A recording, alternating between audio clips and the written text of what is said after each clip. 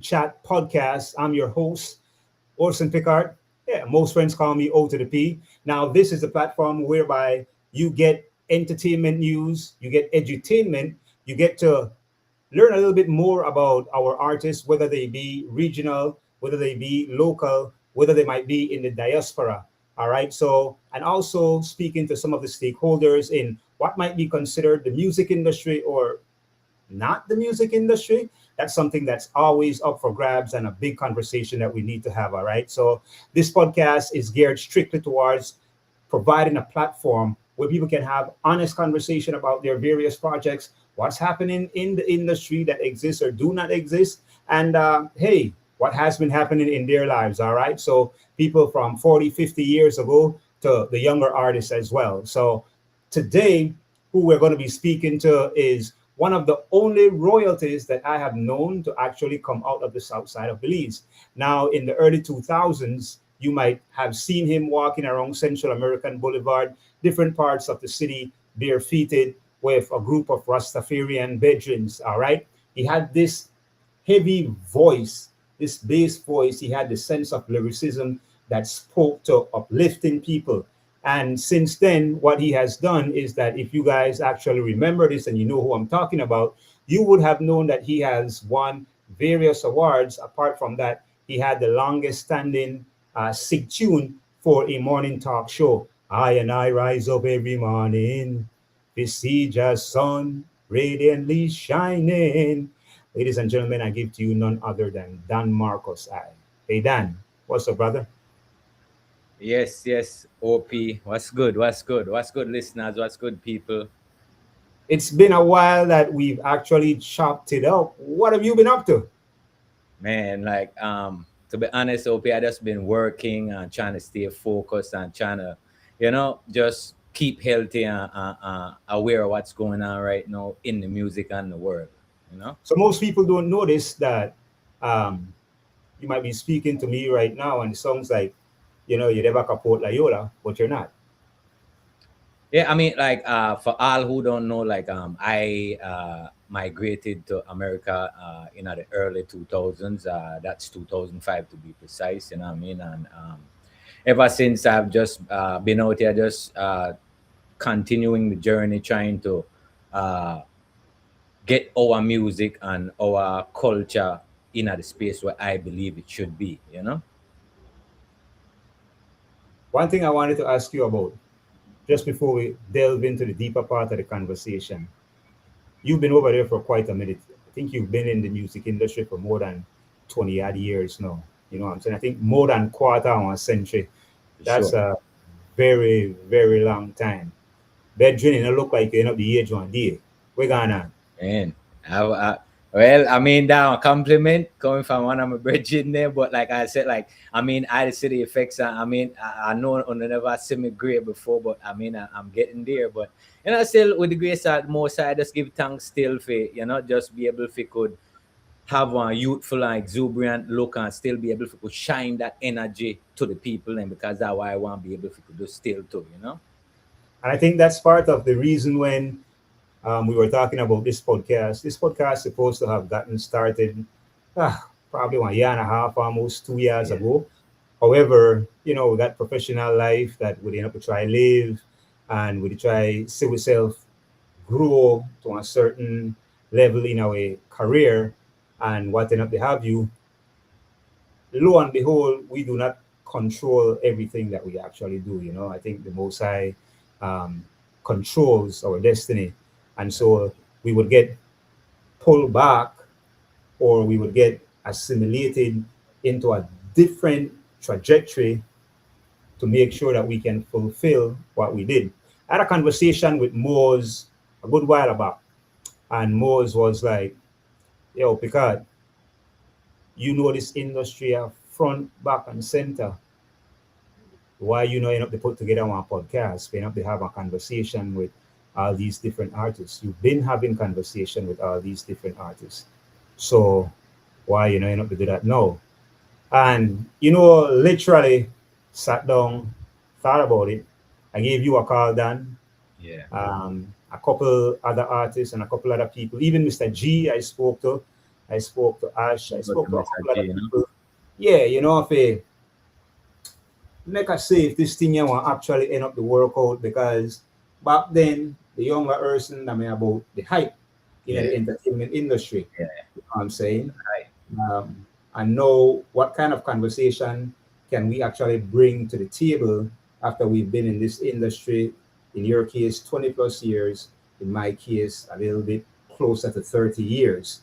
You Yeah. know, is it just going to be a conversation about what's your name, how old are you, what kind of music you end up to sing, when did the next event you actually end up to do, when did the next album, you know, I when mean, it's like, speaking of that, I feel like Belizeans and the Belizean consumers and the Belizean fans and supporters of Belizean music ready for this in terms of having some in-depth conversations where beyond the surface level where we really could delve into who the artists are and so that we could really set the stage for the growth and for people could be able to go understand and connect with the artists then because that way start with the artists then having a clear vision and the people you know being able to see that vision, you know. let's talk about that vision. That vision first came from your voice.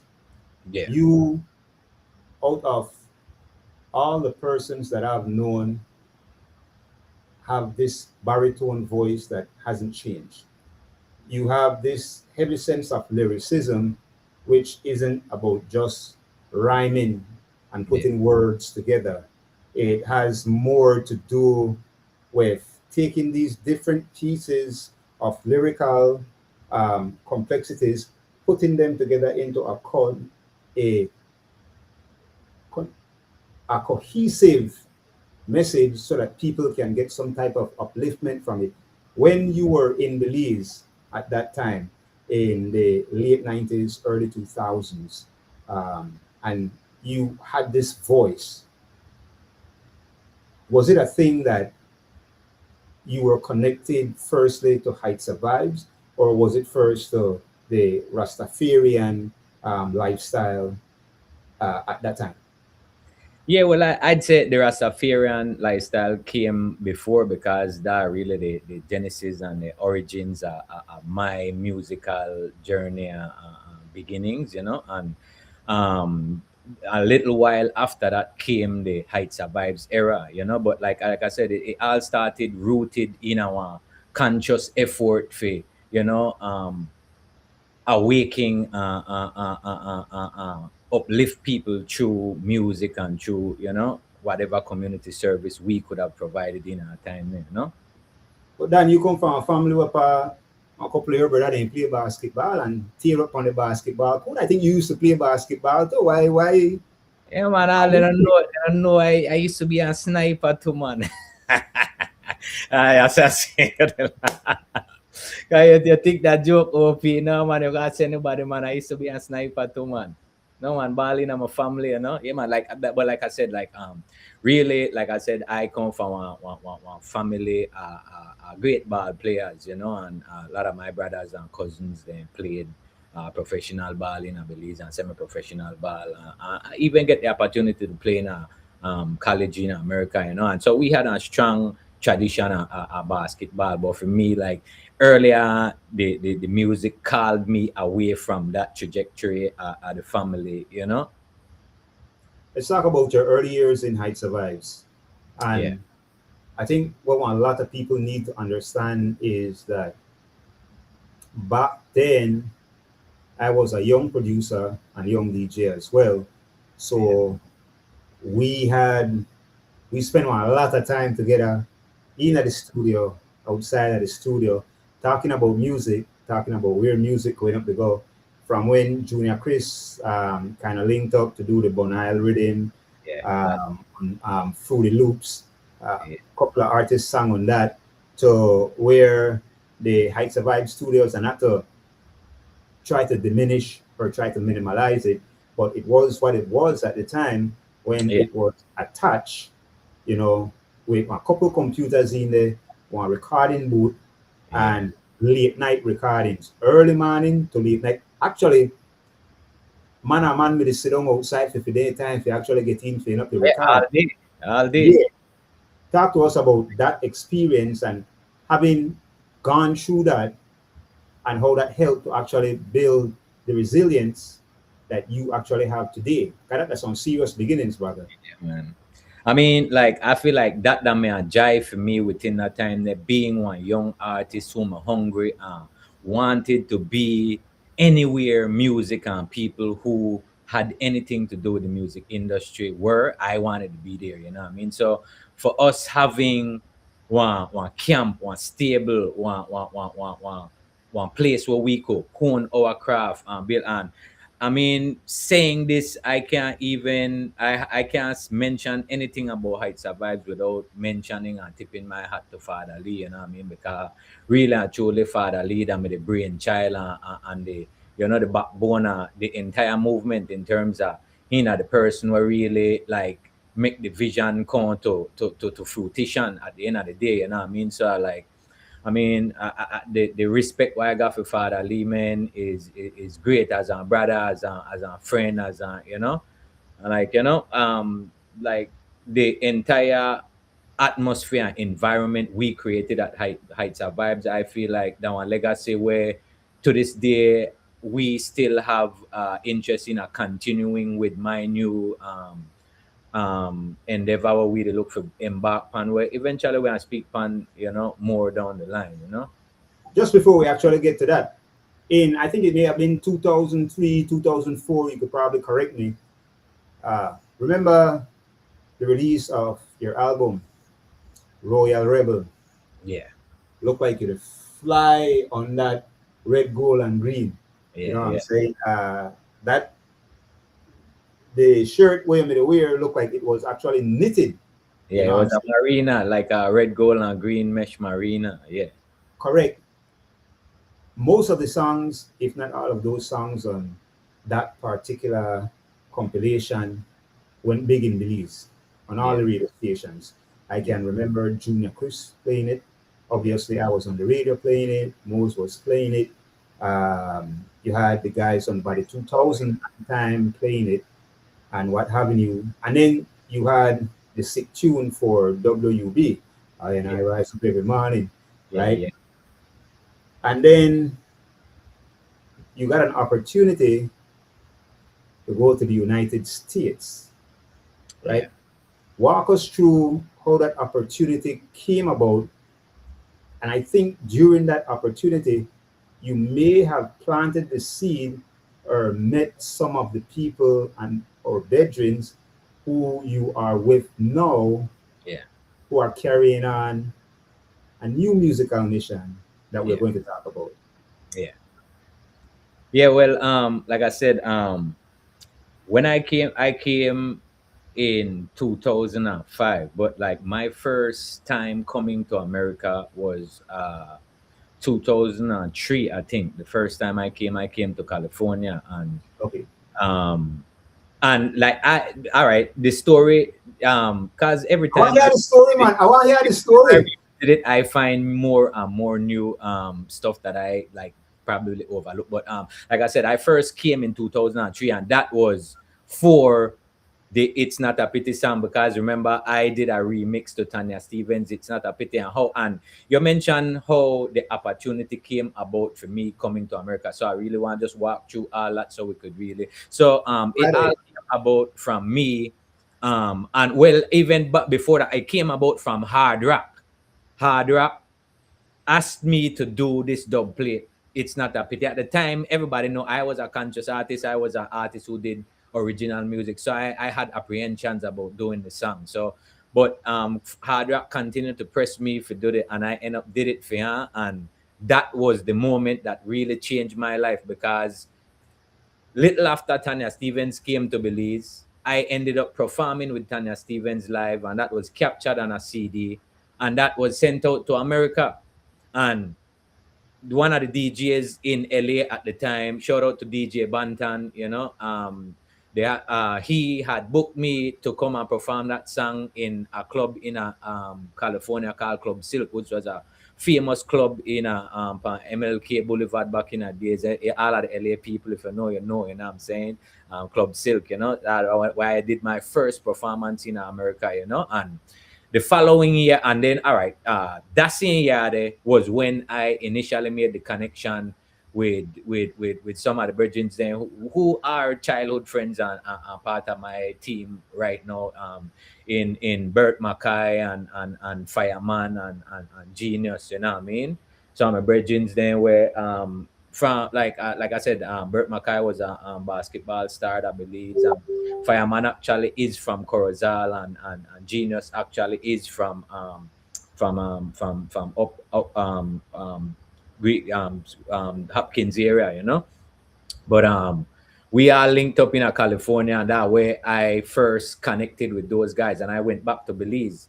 The following year, I came back to Belize, and came back to America, and I migrated to stay. And from that point, that's when we formed our group, Rebel Empire, which is an extension of Heights of Vibes. You know, ever since we've just been working and putting out music, you know. And for those who don't know Bert McCoy, Yeah. I used to have a rivalry back in the day, high school rivalry when it comes to basketball. Yeah. Wesley, SJC, Excelsior High School. Well, I should have said Excelsior first, right? Yeah. Wesley, ACC, SJC. Now, if you ever wanted to know who was the high flying dunker, Yeah. guy we're going up the broke one, two ankle right off of the dribble. That was Stop. Bert McCoy. Yeah, man. Bert McCoy, from what I remembered, and probably Bert going up there. I know Bert want to end up the depth on the podcast one of these days, and maybe he can correct me. But Bert and Merle, that from Penn Road, because I remember in the 1980s, back at Penn Road, that London Bridge, and Bert and Merle used to not live back then with the old lady. You're correct. And then Bert went to Excelsior, and Bert tear up on the athletic scene. Yeah. To the point that he was a threat. Yeah. So all of the different high schools, and when they actually come to basketball, Bert as well end up they have this baritone voice, right? Yeah. Which I think after he somewhat came out of high school, and there was a point of where he was still in Belize and then migrated to the United States, whereby he took on music, and then you could hear distinctively when he called himself the McCoy. You know, you hear a heavy baritone voice from, and the sense of lyricism that he actually uses to actually have some dubplates for the man. So just to make people end up to know, yes, you know, in my opinion, no bias talk. I personally feel that Bert Mackay is the greatest dancer lyricist Belize has ever seen, and put my, and not because my brethren and my colleague, but like overall, I just don't see anybody who's lyrically just as like yo, that man just did another level lyrically, you know what I mean? Exterior. So are you saying today, or are you saying today? Yeah, today. No, today still. It's just the fact that people have not heard his songs and heard, because, and say this is one of the main reasons to why we decided to do this album, because we want it, because all right, back to the story where all of these, I was the only one who made one name in Belize. Those guys were artists, but they never had the opportunity, because Bert left early, all of them left early, you know what I mean? Fire left early, G left early. They never had the ability for me, you know, grow up and be in the scene of Belize. So a lot of Belizean peoples don't know who they are musically. So like, I hope this is an opportunity for to reintroduce them to the populace and to the music listeners then, you know? Which actually takes us into Rebel Empire, PMG. Yeah. We'll hold off on the project right now. Yeah. But let's talk a bit about your other colleagues who are a part of PMG Music Group. Correct me if I'm wrong. Is it PMG Music Group, or is it Rebel Empire, or are they one in the same? It's Pillars Music Group, but the acronym is PMG. Okay, great. So let's talk about these guys individually. We'll delve a little bit into Bert. Let's talk about Fireman. Yeah. Well, Fireman, like I said, Fireman, he's from Corozal, and he was initially in the group West Tribe. When I first came to California, there was a lot of musical groups who were who frequented the local California scene, and West Tribe was one of those groups who reminded me a lot of Heights of Vibes, in the sense that they had a big following, they had a big organization, and they had a group, community setting, and that's where Fireman came from, you know what I mean? And like I said, we've been connecting ever since I came to America. And as far as Fireman's skill set, I believe like he's one of the artists then where he have stamina. He could chat for days. He could go and chat for, he got song, and he could sing for days pan days without just stop, and like that man being like a machine, you know what I mean? Yeah. What's his name? What's his Fireman, his name? real name, Alan Ponce. Alan Ponce. Alan Ponce, yeah. Oh, Alain or Alan? Alan Alan Ponce. Ponce, aka the fireman from up north.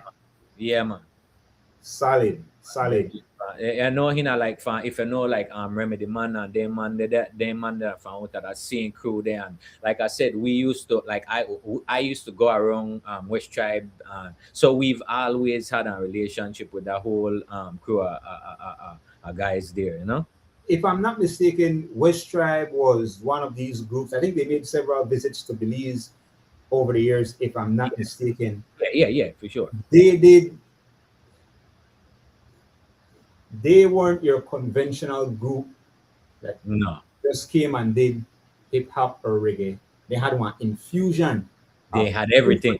Everything. Yeah, correct. So when they actually hit the stage, you are being hit with this genre, that genre, this genre, that genre.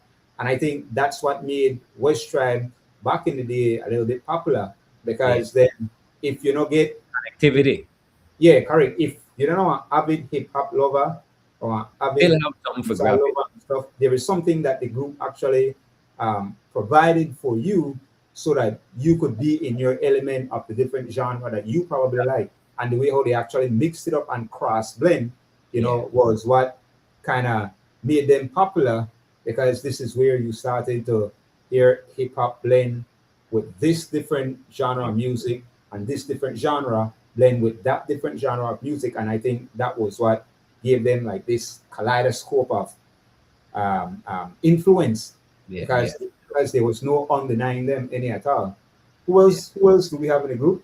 And we have other member is Genius, and like I said, we have other members too, who not fully active but are still part of the family, and still, like shout out to Demos, who is always, honorary Rebel Empire. Well, named honorary, he was he was there from the inception too as well. But with other member who is currently active is Genius, and he came from a California group as well. He came from a group called Paper Chase Squad, in California. Then from outside of California, and they used to do a lot of variety shows and shows around California in the early days when I first came. And that how I got connected to G, and we just start moving in circles, and that's really how Rebel Empire start from. Because when I came as the Gluka. Everybody, Bert had a group named Empire Family, Fire was in West Tribe, and G was in a group called Paper Chase Squad, And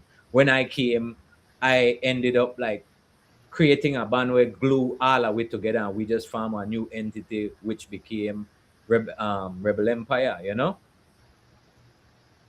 So this is very interesting, right? 4 different bedrooms. Yeah. Most of you met in 2024, 2025, circa around that time. You went back, 2024, you went back in 2025. Yeah. The linkage continued. You guys, I'm quite sure, did not live in the same state all the time. No. How did you guys actually make the connect and the link actually work? Knowing that in the United States, as in different parts of the world and different other Yeah. countries in the world, priorities take precedence. Yeah. I feel like the answer to that is that we have a strong brotherhood, and we have always kept connected in each other's lives and personal levels, you know, in the sense that like we call each other every day, we connect with each other every day. So even when I was out of state, Rebel Empire was still Rebel Empire. We were operating while I lived in New York, Genius lived in Las Vegas, Bert lived in Portland, Fire lived in California, but we still were operating as Rebel Empire. You know, so I give all of the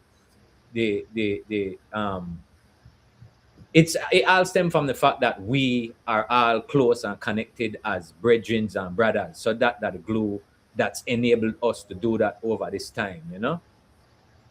Talk to us about Rebel Empire. Rebel Empire, what it means, what is the motive? Um, Currently, you guys are working or have worked on an album. Yeah. It is called Sons of the Soil, appropriately titled. Yeah, Right, man. I have to give you guys, I'm giving on the props on that. Sons of the Soil, that resonated with me when I actually first heard the name. Yeah. You sent me the album to Yeah. listen to. Now, I will allow you to answer the question, but you have to know that I have some observations on the album, Yeah. but let's do the celebration of the album first. Yeah. I know coming up on May 8th, it's going to be the official release. But talk to us a bit about that project, the amount of tracks on the album, the different genre that it crosses, some of the major themes on it, and what you guys hope to expect from this particular release and how it actually impacts the music industry, whether it be the global music industry and or what is or is not the Belizean music industry. All right.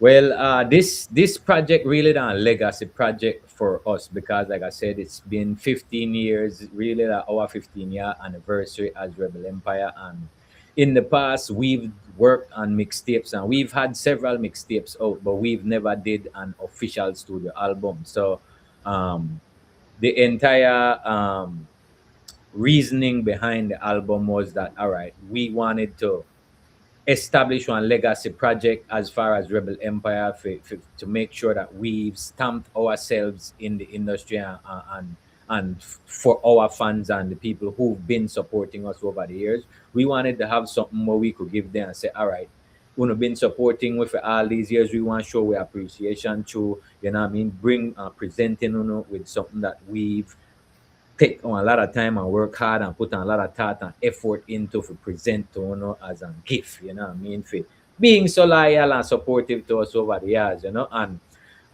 one other aspect of it is we found it necessary to try to find our footing, so to speak, as Belizean musicians and artists in the world. And we wanted to create a sound that would be synonymous with Belize and Belizean artists and Rebel Empire. So we started the groundwork on cultivating the song which we feel will be the representative and the representation of Belizean dancehall music. You know what I mean? As far as because of the fusion that all of this encompasses, you know, as far as there's Afrocentric and Afrobeat elements. There's dancehall elements. Then there's elements from our culture with the drums and the conch shell and the shaka and these things. You know, so that basically the musical alchemy we made try create our own portion and our own version, our Belizean genre where we represent we could really create one identity for Belizeans in music moving forward, you know? That's great. So From what I'm hearing from you, you guys put together one small beliefs on this project, Yeah. which is Yeah, it's basically like a little replica, you know, melting, that way, yeah. one melting pot of music. I won't even ask about which is one of the tracks that you actually feel would go big on this particular project, or ones that you want to push. However, um, I'm very interested in what would be one of those musical selections that you would hope positively influence the masses. Not talking about hype. Hype is Yeah. all good in the dance hall and everything, and everybody who and what end up they have you. But you guys have been in the States for a while. You guys have left home Yeah.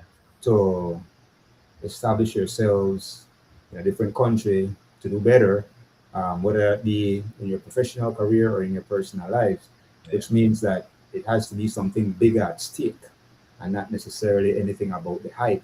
And to see that you guys collectively has kept it consistent over the years. It's easy to make somebody end up to throw up on two songs and say that, oh, I end up to make it, Yeah. and try live the high life and what end up to have you. And but what the place in LA name of the swap, Right, and so, go pick up one couple shirt and one couple fake Nikes and one couple fake chain, and take a couple picture and post up on Instagram and on Facebook, and I'm living the life. Living what life? That swap life. We want to make sure that when we talk about success for our artists, one, it has to do with mental stability. Firstly, secondly, if there is prosperity to be at hand, it's something that you actually work on over time.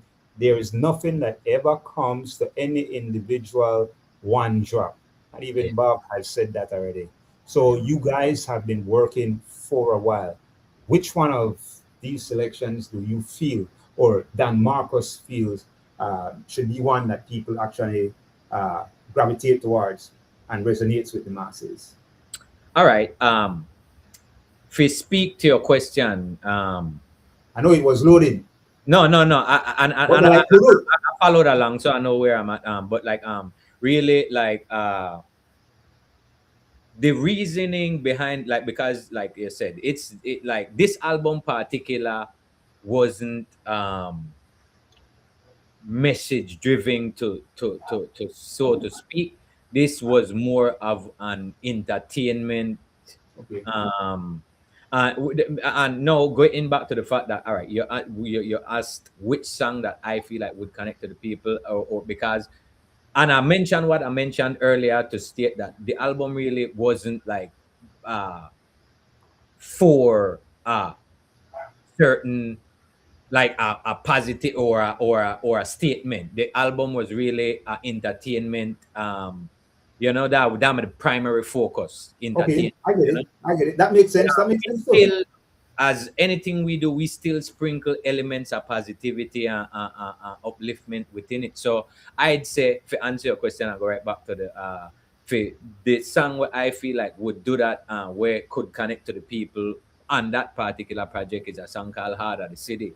You know what I mean? Because I feel like it encapsulates everything we talk about. We coming from Belize and being in America, dealing with the fact that, all right, a lot of people don't know that, like, as I said, a lot of Belizeans don't see us as Belizeans, because you mentioned the fact, all right, there's a lot of Belizeans who that ridicule, will look at us in America, and really first thing come to their mind that, oh, something negative, oh, no, they're American, they live bad and they suffer. And this is my thing for telling, like, everybody who know they suffer.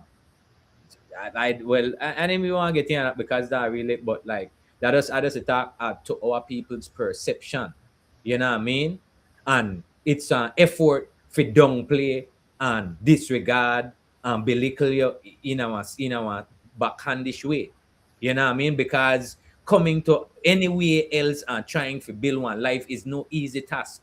And if people will never try that before, easy for them to talk all kind of foolishness and try minimize and try just make it one joke, but they don't understand all the effort and the sacrifices where it require for a person do that in the first place. So that just to speak to that, but like that I why respect that. come back to the I fact that respect that. But you do end up to realize, and I hope that we never end up to cross wires here. When yeah. I spoke about, the whole part about swap meet and people they go, go try dress up and go on like they all that over there and post up on Facebook like everything they happen. Didn't have to do with you guys. It just No, happened I to know. I talk about that is the general consensus how Belizeans generally look upon Belizeans in America. So that's where and the position I'm speaking on it from. You know what I okay. mean? So You mention it, so so I'm just just to be speaking. clear, I Yeah, was not referring to you guys. I know. Okay. I'm just speaking because you mentioned it. I kind of piggyback off it for sure. People that their perception is still flawed. Okay. You know what I I mean? get that. I get that. That's fair. That's Because fair. it's judgmental.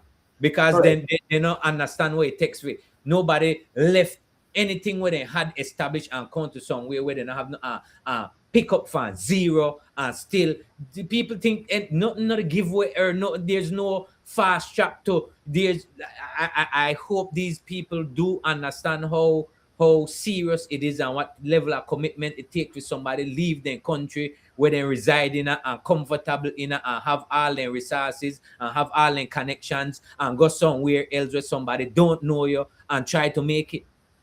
That's not an easy task. It's not. It's not. 100. It's not, bro. Yeah, man. That's why I say it come back to the point where I say with the song where we talk about is entitled "Heart of the City" and that about encompassing all of their feelings there and bringing it back to the forefront and show people that all right, we everywhere we are, we represent as Belizeans. When I'm in America, I'm not an American. I'm not a Belizean American. I'm a Belize. I'm speaking for me primarily. Most Belizeans identify as Belizeans and Americans. I am a Belizean when I'm in America. I don't try to identify as an American or pass off as an American. That's my identity. I carry that upon my back everywhere I go. If this negative stigma there, I take it too.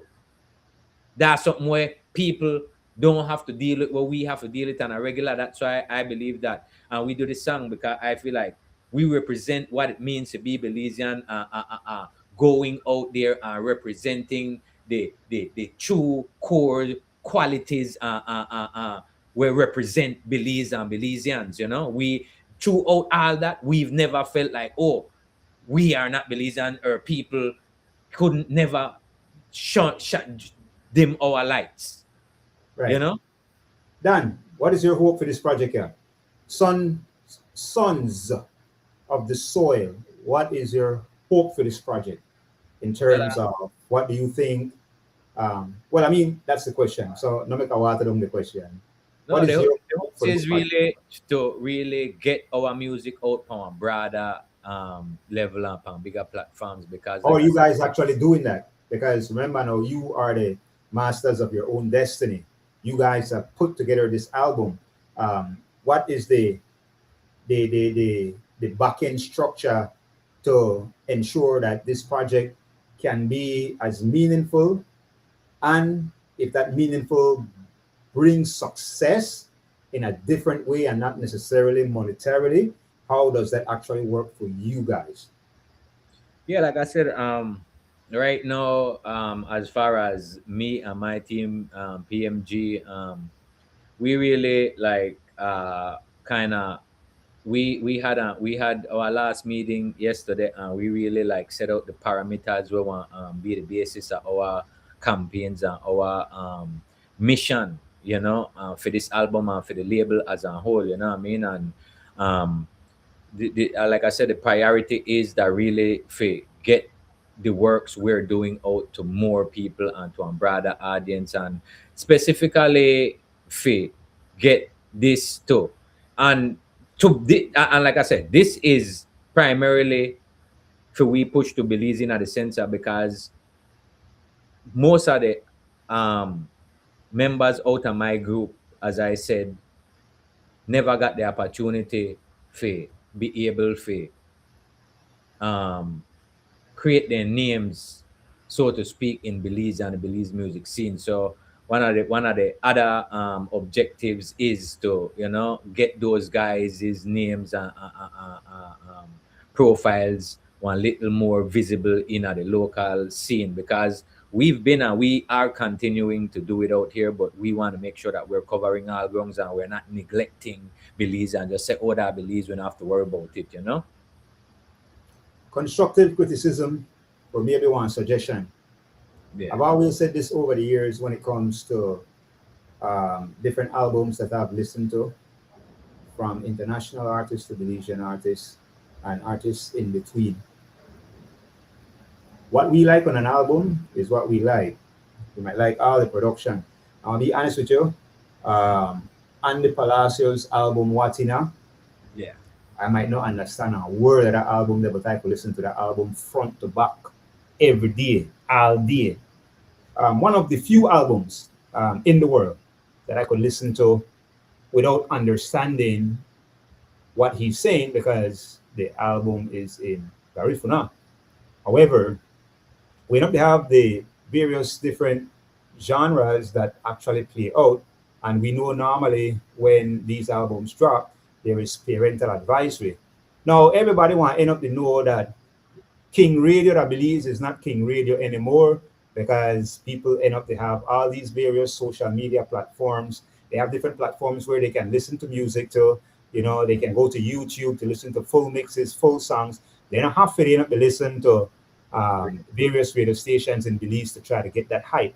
However, in Belize, to still end up to get that hype, King Radio still lives a bit.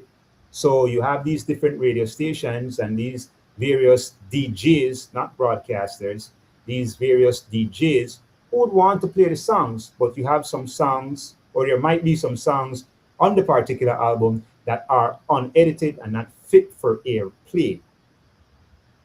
Are there such songs on the album, Sons of the Soils? And if there are, is there going to be a radio-friendly release to be passed on to the Belizean DJs so that they can bump these on the radio?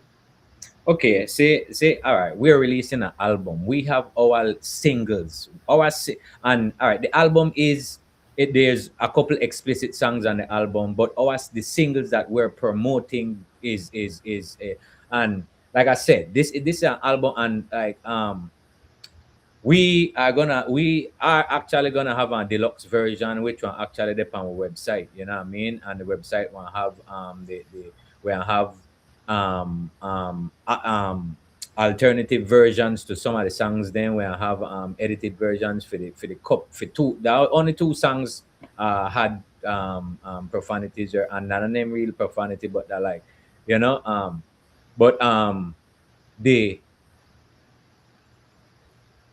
the after the website is already up, but it's not public yet because we're actually waiting for the project to go live so we could really, you know, coordinate all of that. But like I said, we have the deluxe version coming where we'll have the radio edited versions and the alternative versions and a couple of the songs there as well, you know. So that don't I yes, but we just have to wait till they come. That Friday. Oh, okay. There you go. By the time this come out, hopefully that Friday already. You know. Yeah, May 8th. All right. Let me end up the add this as well, because I tell you I want to keep it 100. While it is that this project is completed and will be released, you know, PMG.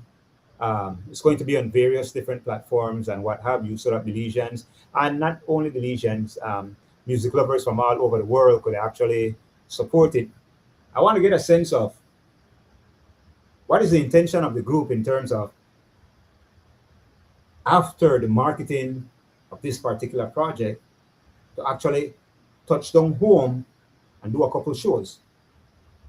I mean, that the reason why we do this, because we try to create the demand and we try to create the atmosphere that, you know, there's even the possibility if we feel the you know, the confidence and the energy for decide, because as you know, we would probably have to go down there and promote our own shows. So, you know, we would have to Well, I mean, there are promoters in Belize who you could network with. I always believe you don't have to end up to go rebuild the wheel any at all.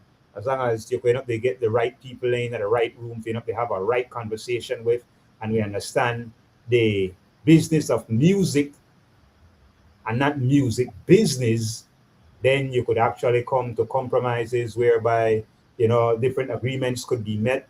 But like I Whereby said, all right, it more also people- for the demand, because like I said, most of the members out of my group is not known in Belize. So that one of the main reasons why we do all this, because they are not known in Belize. So we try to do that so that we could get their profile up, and so we could be able to get there as the other step moving forward. So then there be steps moving forward, but we start from here, which is the number one goal and priority is for gain some visibility to the group and what we're doing moving forward.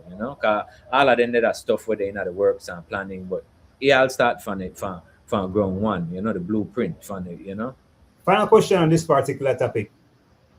If you were to think of the dome, you've kept in touch with what is happening in Belize and maybe different promoters. Who would be some of the promoters there or government agencies you like to reach out to or reach out to you, to start having these conversations so that when it is that this does takes on a life of its own, then the bridge or the connect for the bridge has already been built somewhat so that it makes the process a little bit easier rather than starting from scratch. I mean, as far as that, I willing to work with anybody who have the interests of the culture and the Belizean people and Belizean musicians in mind. So, anybody where have like minds and that about the upliftment and the empowerment, entertainment, artists and the music industry in Belize, as long as that's I'm willing to, and I'm open to dialogue and working with these people for, whatever we can do to, see it get to where it needs to be. So no name, but segue Mm. music industry in Belize. Music industry in Belize. Does that actually exist? I have been following up artists for the last 35 years, 30 years of my career, and heard that a music industry does not exist in Belize any at all. You only have a few people who end up to get, or who used to end up to get one handout from different, I know I thought the real man, Farnich. All right. Used to end up to get an lead paycheck Farnich. You had when the telecom companies they started to monetize Belizean artists' ringtones. I remember it was DTL and Smart. Detail and Smart, and then there was Mr. Program, there was TR Shine, a couple Melanie Gillette, a couple of other Belizean artists who were getting their ringtones out there and getting a little bit of money from that, or probably getting credits and a cell phone and whatever they have. You that may have been the kickback and a little bit of money. I'm not sure of what the full kickback was, so do not hold my foot to the fire. I'm just saying. I've been saying this, people have been saying this for a while. The music industry does not exist in Belize. You have been doing this for 26 years. All right. I have an unpopular opinion on Erson. Tell me. I want you to highlight this because I feel like that's something. I feel like Belizean artists complain too much and do too little to be able to be saying things like that. In the sense of Belizean artists aren't even hungry enough. They're not prepared. They're not.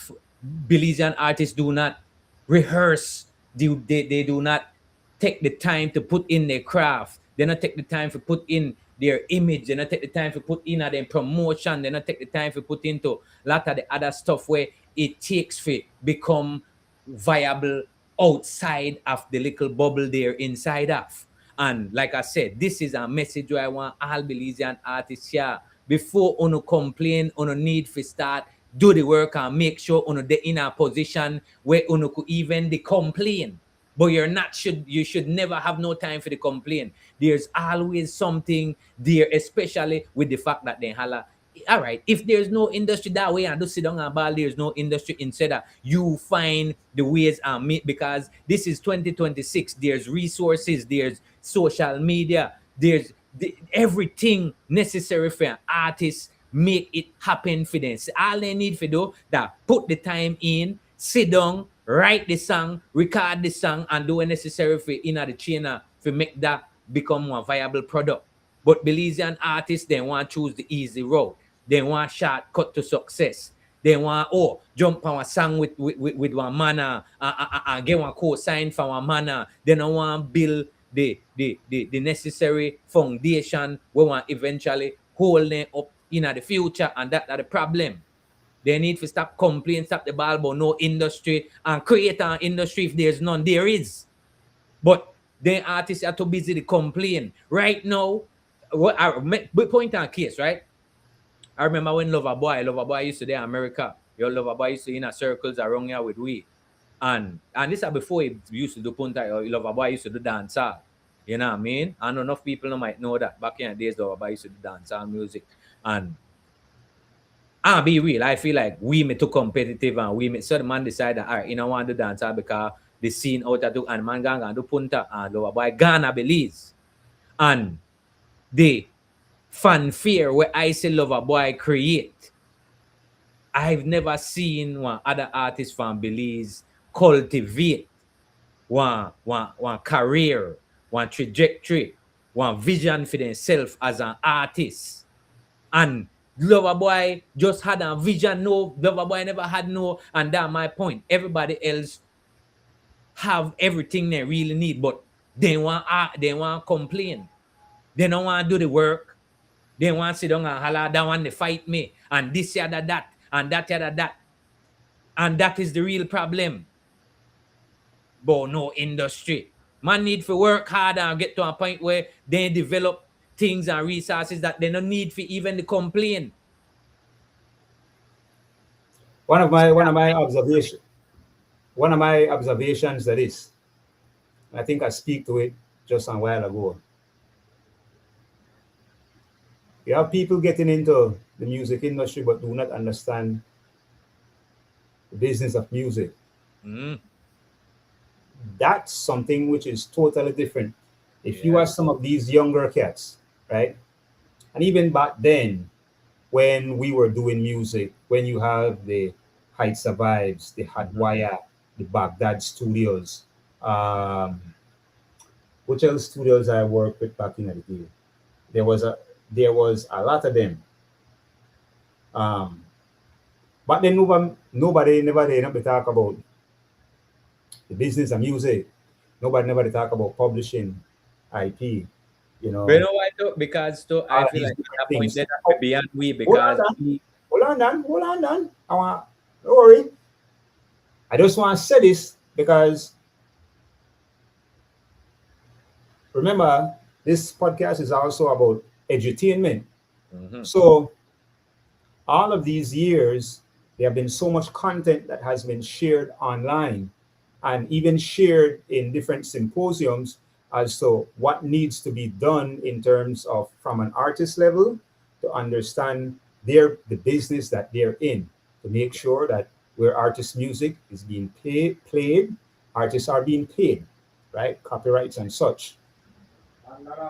And there seems not to be one natural progression towards understanding that aspect of the business. So apart from going on a concert, let's use one of these concerts the other day. Let's just say we brought Bob Marley to Belize from the dead. Yeah. Right? And we're paying Bob Marley $80,000 US, 160,000 Belize dollars to perform with his band. But we have a Belizean artist, Artist X. We're only giving $3,000 for 15 minutes of performance, which means that that's just probably, if it's 3 minutes a song, it's probably 5 songs that you're going to be doing. And hopefully you'll have 5 hit songs, right? Let's just end up the hope that for your 15 minutes of performance, you could have brought in X amount of people to help fit the overall bill of what the concert would have been. But no, that's the one aspect. 2, if you're not that marketable and you do not understand the business, There is no way you can go and post on any social media post, or if you want, you can, right? But you shouldn't have to post anything about, oh, Belizean artists is not getting their due because they want to bring in foreign artists. Breads, sister, Unu can't even bring 50 people at a goddamn concert. Okay, again, say Or that, I that need goes to back, pay you. that You goes don't back to the understand point. That goes back to the what point where this I'm is. gonna say again, right? Like what I said, right? Music is a business. Any business requires transaction. You have to bring some type of value for somebody in exchange, give you some type of, and most of these artists they want big promoter book then just because they're a Belizean and then live the Belize, and not because they appeal to a certain amount of people in the, and they want have people, because this I want to tell you with Jamaican artists, right? Jamaican artists understand the business and music in the sense that they attract people to come out to, and all right, like this. They would, all right, say Beanie Man and they would have got a Belize. Them man would have do and leave free drop and free dub play. But Belizean artists, no, you can't. You right now, no, can't get no free drop for nobody. They want so must say $200 or $100, and nobody know them. They sang no popular, and they want, and that's my point. Where, and just like with when they conflict themselves with the international artists has spent and their teams has spent millions of dollars into promoting promo into these artists that we know them as one viable product. And until Belizean artists understand that this is business and you have to have a viable product we connect with the people, that's the only way you can able to really be sustainable in music. Talking about the product and the brand, over the years, one of the brands that have been consistent year over year would have been Punta Rock music, Punta Rock and Paranda Yeah. music. Yeah, that's been our most consistent genre. Yeah, I know Ivan Duran through my affiliation with Young C and different producers. They have always been looking for a sound of Belize in Yeah. terms of not necessarily that cultural music, but Mainstream. yeah, to try to put together Belizean what mainstream. one Belizean mainstream song Yeah, yeah, should sound like. yeah, Those Stone Tree Records is by far one of the major studios in yeah, Belize that have, I mean, seen the likes of, you know, top yeah. Shout Original, out to Ivan Duran, man. Yeah, yeah, yeah. so it's like Punta Rock, Paranda music has come away, Mm-hmm. you know. Um, all other genre in Belize have had to find its way and are still finding its way, because soca music is not Belizean music. However, dancehall music is not Belizean music. However, there are different, um, we have different generations who gravitate to these different genre of music. So there might be different And that's iteration, popular music in what Belize. they like, yeah, and might, incorporate different songs and what have you into it. However, and the however one still end up the stay. Those have never hit the international market and will never hit the international market right now because of the simple fact that there is a gravitation towards this individual sense of what my personal song should be instead of what our song as Belizeans should be. And No, I'm I seeing mean, it and to happening. be honest, right? To be honest, right? I feel like one of the reasons and the hurdles in front of Punta Rap music has been the tribal enforcement of the, and I know, and I want to keep it sanitized too, and I want, but because like I said, I am part Garifuna, so this is with no prejudice from no, but like I feel like there's always been gatekeeping in Punta Rap music, and that limits the reach and limits the inclusivity. You know what I'm saying? Because a lot of people, because all right, like me coming from, as I say, I have Garifuna blood in me, but I come from Belize City, and I've not felt inclusive in the music, the Garifuna musical scene. You know what I mean? And I feel like that has been the barrier because they focus on keep it within the small circle, and that's been the Achilles heel of Punta Rap for ages. I think I that was never I seen them. think that was what actually protected Punta Rock for all these years. Because then end up they have one whole bunch of other people, not you, but end up they have one whole bunch of other people trying to But assimilate all right, into the then, culture Picard, and right? try to Watch this, water right? down the music. You Now do what what I you do, will right? share You with do what you, you do, right? what All right, kind I of an artist, right? what kind of upset me then about one element of Punta Rap music is I recall clearly back when you had lyrics in the music, Yeah. meaningful lyrics in the music. Now I Okay. understand Another thing. culture change, man. Chuba, A chuba, different chuba. vibe change with different generation. But when you end up to get one 40% of one song that one Ah, de, de, chubula de, de, de, chubula de, chubula de. hey Do, do, they do, diggy do, day do, diggy do. day diggy day Da, ring da, da, diggy da, ding da, diggy ding da. diggy ding sing diggy ding I diggy die brother you know this say nothing to me you have There's watered down our culture into just slangs so what happened to the authentic lyricism that's supposed to come along with the music. and all right, that will always be my criticism of the new age punta because like Mohobob and them man they come and give we song where say no sell your land for nothing, even if you're hungry and stuff, which is culturally connected to, you know what I'm saying? So and it's punta rap music. So you get that aspect and you still get one constructive and conscious viewpoint still within the music. And that's some of the things we're missing with, like I said, this is where the music come down to them, but they know they, diggy, they, do, and that it. So like I feel like there's a lot of hurdles in the way of the furtherment punta rap music, but I feel like the culture rich enough and the artist and talented enough, and when they start say because point and case is somebody like Little June who is not Belizean. He's a Honduranian, but he's a Are you think Garifuna. that man a Belizean? Yeah, because but I mean Garifuna identify as one brother within Yeah, this entire. we are a community, but I would have said that you would have think Lil Jun a Belizean because when he comes to Belize, and not being biased or The anything, support. but Jun end up becoming at my house. People end up thinking a Belizean. Just the Yeah. way how he assimilate with people No, and stuff. because I say And he's plus what Garifuna and Garifuna that on our he umbrella is in the very Caribbean, friendly. The dude Central very America. friendly to Yeah, man. kids Yeah. up to adults. So like try to take yourself seriously any at all. Yeah, If you yeah, don't yeah. No, he no. not belong to He himself. understands his position as an artist and he tries to please his audience and artist and carry himself as an artist. I respect that youth there because that youth there, the blueprint where Punta could go and do because even right here, he doing a lot of stuff out here in a LA in a like all right last week or so I see him I did at Domingos Hills which is one college out here they perform for college students you know what I mean Punta you know what I mean?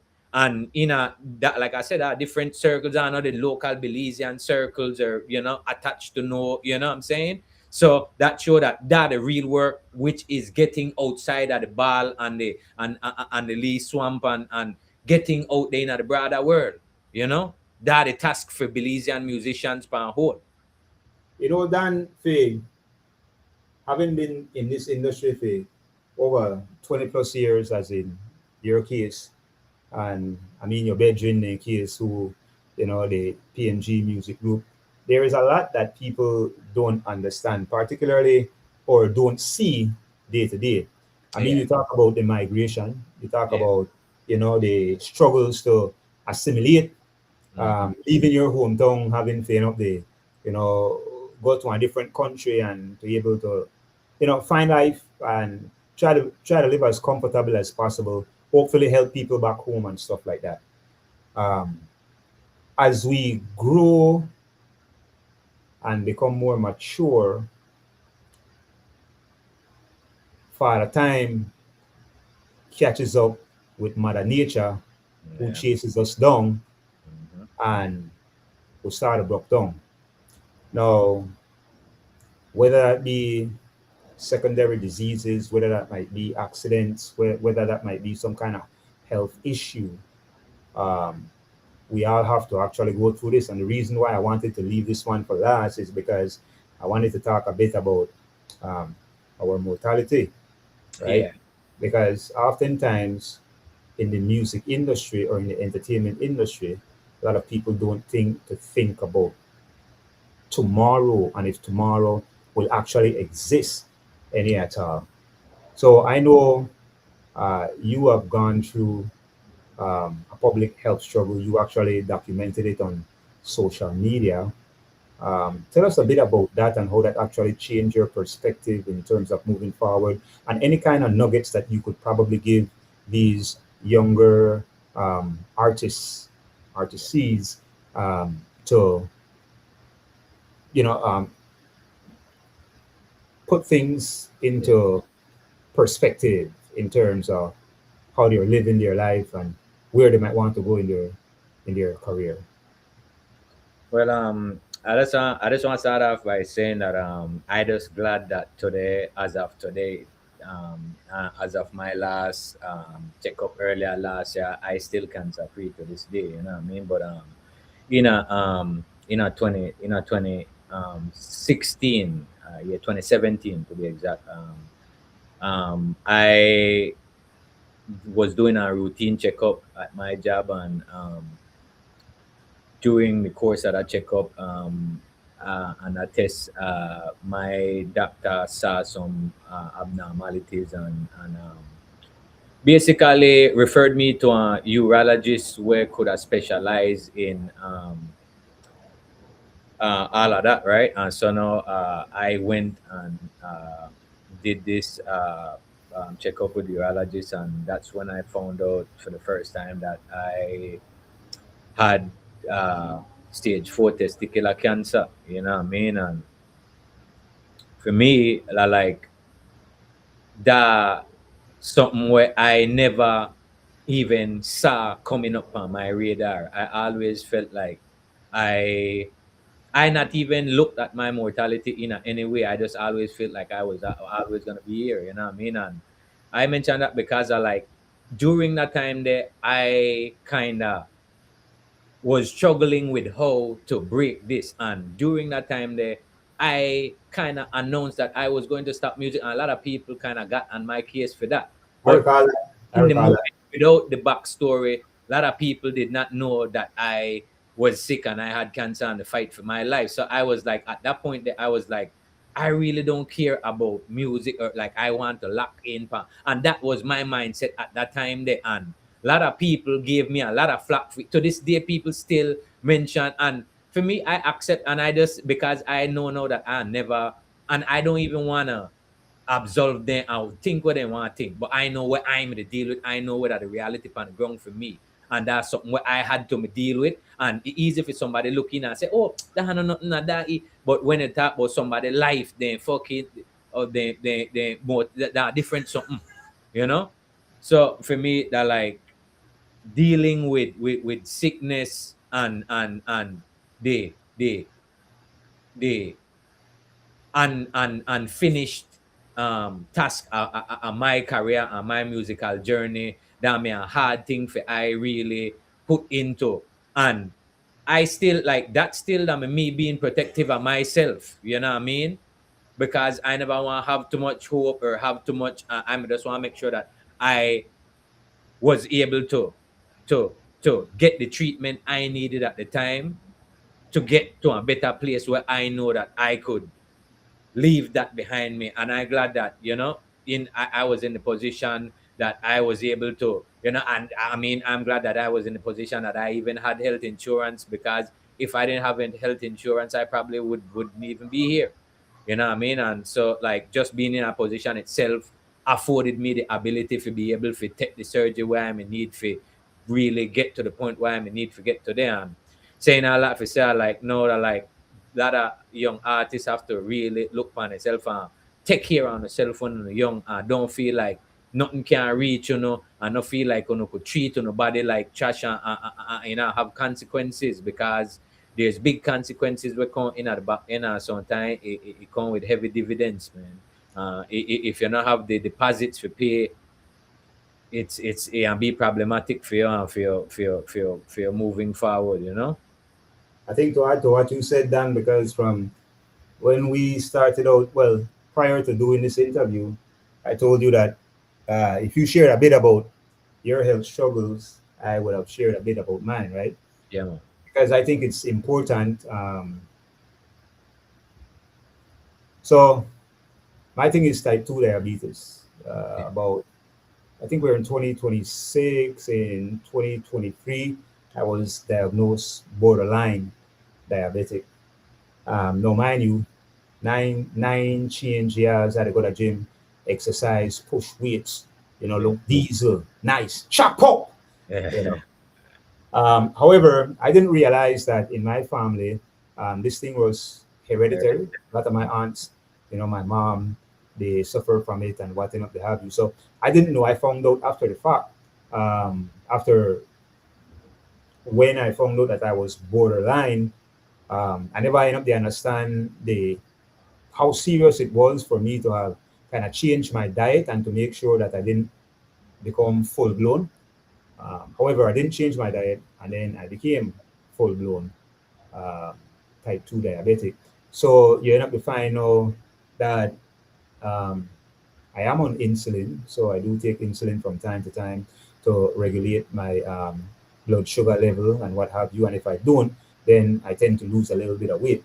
So what you're seeing right now is me having lost about 40 pounds over the last 6 months, and it's just about making sure that the diet is okay, making sure that you're taking your insulin to time. And it adds a different layer of becoming more aware of where you're at a health level. Yeah. Some people might call it a burden, but it's not a burden. Hey, I oftentimes tell people this: every day of life is one day closer to death. So if you Yeah. don't take care of your health today, chances are you're pushing yourself further towards death Yeah, man. tomorrow. So Sure. it's not a death sentence any at all. Just make sure that you get the information that you need from your medical professional. You take the advice, and you end up to get the support where you end up to need behind you from your family members and different people, so that you could push and go through and live a healthier life as possible than prior to not knowing all of these things. So it's good to know. Knowledge is power, knowledge is strength. Every time, man. Health is wealth. Solid. Yo, Dan, this is our real conversation, the Big Chat podcast. I really appreciate that, you were my first guy that I actually ended up to talk to, you're my dude, man. We chop it up from back in the day. We keep in contact. We know a couple of we other veterans in the entertainment industry who have some health issues as well. I just want to end up to tell people out there that, I mean, if you end up to know people who did not go through different health issues, reach out to them. Just kind of check in on them. Yeah, man. Real. Bedrins, check in on the bedrins, sistrins, check in on the sistrins and bedrin. Just end up to say hello, hi, how you doing, man? Everything end up be good. And keep that positivity, because at the end of the day, if you don't have that positivity, that leads to depression, and depression kills, right? And we don't want to have any of that.